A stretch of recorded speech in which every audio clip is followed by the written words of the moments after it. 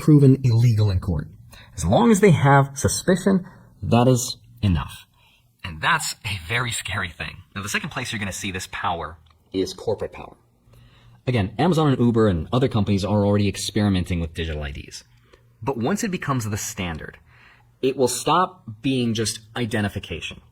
It will become what some people call a super cookie, right? Like, think about how a website uses cookies to track your browsing and sell you ads, right? But now apply that across your entire identity. That opens the door to something called dynamic pricing. And that's a shareholder's dream, by the way. Here's how it's going to work.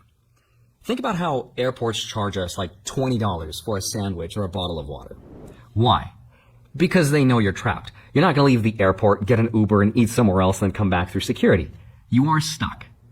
That is a very simple form of dynamic pricing. But imagine if that logic gets supercharged by digital IDs. Let's say your ID app shows that you just got off a 10-hour flight, right? The system knows where you've been. It knows your wallet balance. It knows you're hungry.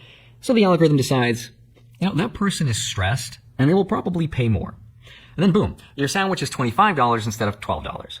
But the person next to you might pay less just because that system thinks they're more price sensitive. They can tolerate $15, but not $1 more.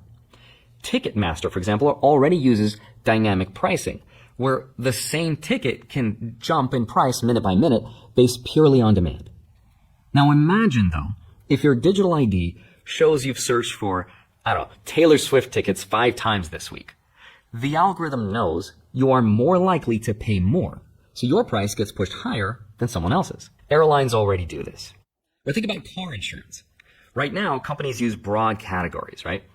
But with digital ID, they could see your exact driving history, your Uber ride logs, where you hang out, all based on its ability to digitally track exactly where you are and where you've been. And you don't get to negotiate any of this because the system already knows too much about you.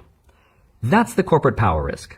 And then, of course, there's one more. The third place this power will show up in is surveillance and security. Some digital driver's license apps in the US already have what's called a phone home feature.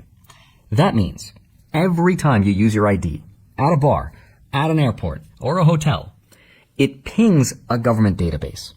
So now, instead of just being a harmless ID, the government now has a time-stamped log